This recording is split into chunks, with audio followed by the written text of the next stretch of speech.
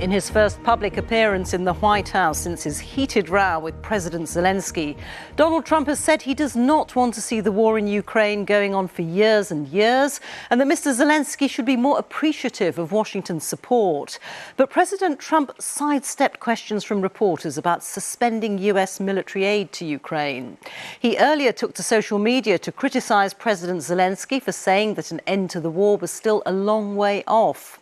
In Westminster this afternoon, Sir Keir Starmer outlined a plan to stop the fighting in Ukraine to MPs. More on that in a moment, but first here's Sarah Smith in Washington.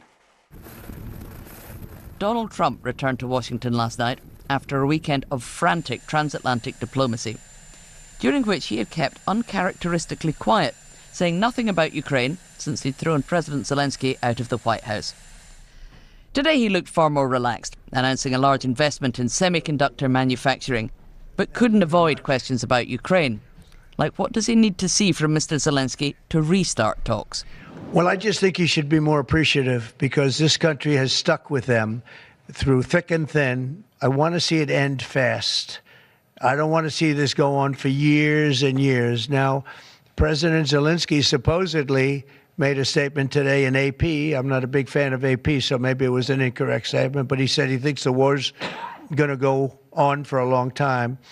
And he better not be right about that. That's all I'm saying. You're in no position to dictate. After last week's Oval Office showdown, Donald Trump has decided the Ukrainian leader is not ready to make peace.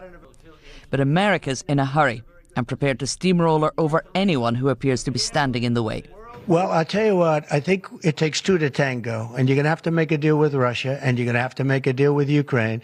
You're going to have the assent, and you're going to have the consent from the European nations, because I think that's important, and from us.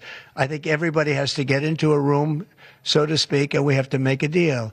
And the deal can be made very fast. It should not be that hard a deal to make. It could be made very fast. Now, maybe somebody doesn't want to make a deal. And if somebody doesn't want to make a deal, I think that person won't be around very long. That person will not be listened to very long.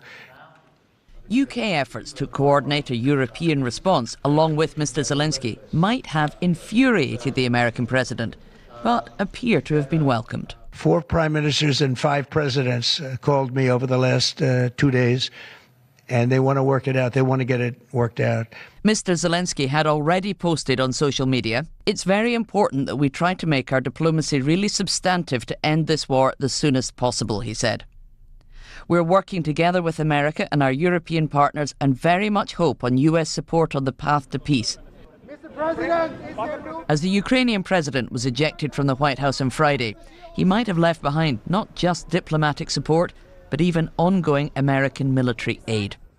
Donald Trump has not cut him off yet, but it could be a real possibility if relations don't improve soon. Now, Donald Trump could today have ruled out the idea of cutting off military aid to Ukraine. He dodged questions from reporters about that instead of ruling it out completely. And also today, he and some of his most senior aides have been talking about that deal that was supposed to be signed here on Friday, the deal that gives the US access to many of the critical mineral deposits in Ukraine. And they've been making it clear that deal needs to be signed very soon if relations between Mr. Zelensky and Mr. Trump are to be salvaged. Maybe even so soon that Donald Trump could announce it in a major speech that he is due to deliver to Congress tomorrow night. Sarah, thank you. Sarah Smith reporting there. Well, here, the Prime Minister has told MPs that President Trump's commitment to peace is sincere. Sir Keir Starmer said that Britain would play a leading role alongside other countries from Europe and beyond in a coalition of the willing. Here's Chris Mason. What a week. On Thursday, a theatrical special delivery in the White House. Can I present the letter from the King to you? Thank you very much. Am I supposed to read it right now? Yeah, please do. By Friday, You're gambling with World War III. on Saturday it was this. Here's what Sunday lunchtime looked like. Europe must do the heavy lifting. And by Sunday tea time, the King's in the mix again. I call the Prime Minister. From the international stage to the domestic, and the gravity of the Prime Minister's commitment to deploy British soldiers to Ukraine as peacekeepers if the war ends. No aspect of my role weighs more heavily than the deployment of British troops in the service of defence and security in Europe. In this House, we stand by Ukraine because it's the right thing to do. But we also stand by them because it's in our interest to do so. At times like these, it is so important that we stand together to defend shared values and the fundamental, basic principle that aggressors should not win. We've entered a new era, one where the United States prefers to align itself with tyrants like Putin rather than its democratic partners. What stood out today was the breadth of support for the Prime Minister from unusual places. There are many issues on which the Prime Minister and I will passionately disagree, but when it comes to the security of Ukraine and support for President Zelensky, we are, of course, united. Whilst I often take great delight in criticism of the government, I think this weekend he has not really put a foot wrong. But he does need to go further. In other words, spend more still on defence and do so sooner rather than later. Nigel Farage asked about America having people in Ukraine mining minerals after a ceasefire. Is that of itself Я не жду, просто делаю и лечу. Мой успех — это мой ответ. Не преград, лишь только момент. Я принимаю каждый вызов, каждый миг — это мой завет. I accept — это мой код, моя воля, мой закон. I accept — иду вперед, не боюсь, не отступлю.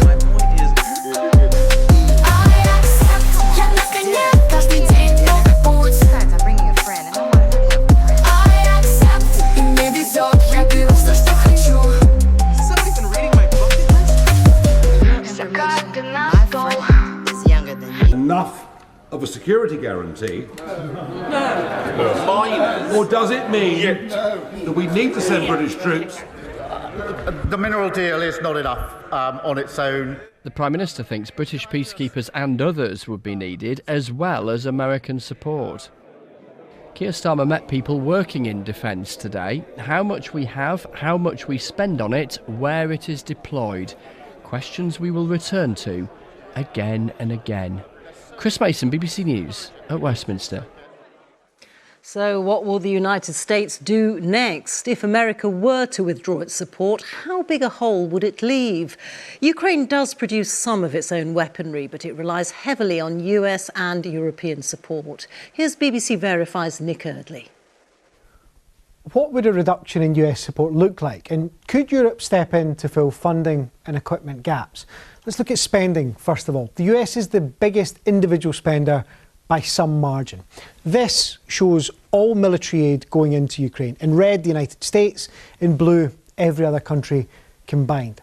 That is a huge amount of cash for Europe and other countries to find. Very roughly, to keep the same level of spending without the US, every other country would have to double its military support. It's a big ask when there are so many pressures on public spending. For the UK, that's about £2.8 billion extra every year.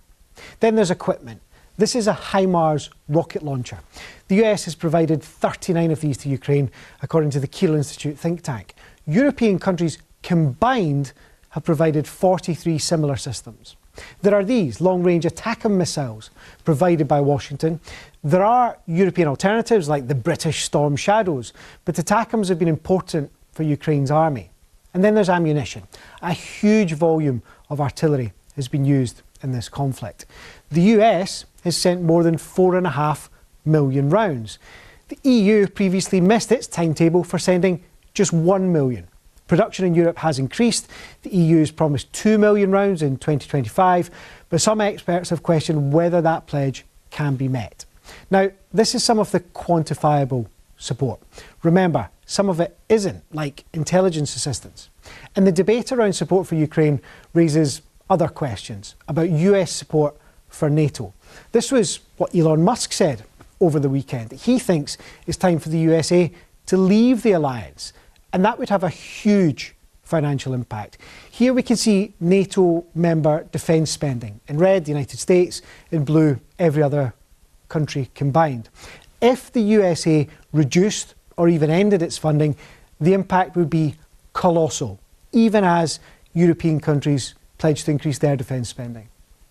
Nick Eardley there. Well, in a moment, I'll be speaking to Chris Mason, who's with me in the studio. But first to James Waterhouse, who is in Kiev for us. And James, Ukraine and the US both want peace, but they each have a very different definition of what that looks like.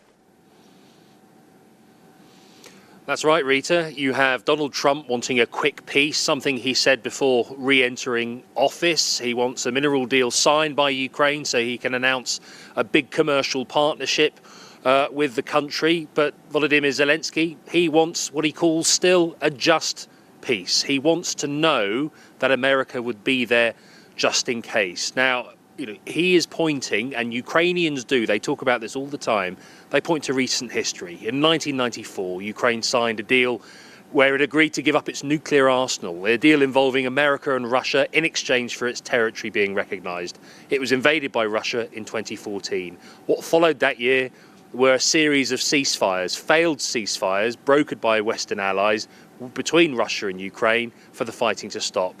Those ceasefires were broken and Russia built for its full-scale invasion in 2022.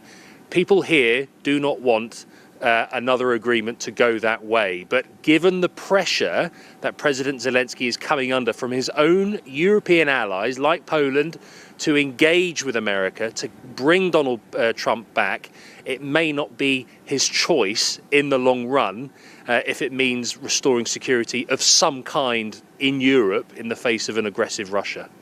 James in Kiev, thank you.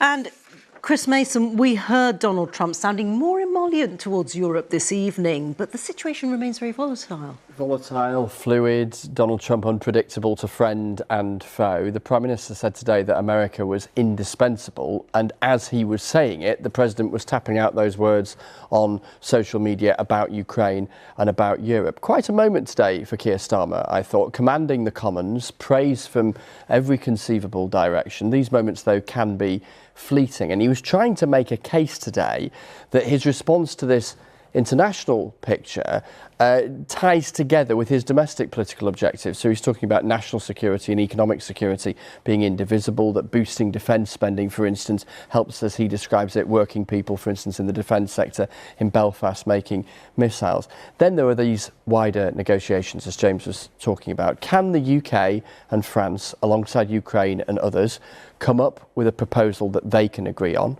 that can then be put to Donald Trump that he might agree on, that could then be put to Vladimir Putin that he might agree on? Not easy, and that's to get to a ceasefire, let alone the next stage, which is sustainable peace. So there's a long way still to go. Indeed. Thank you very much. Chris Mason there.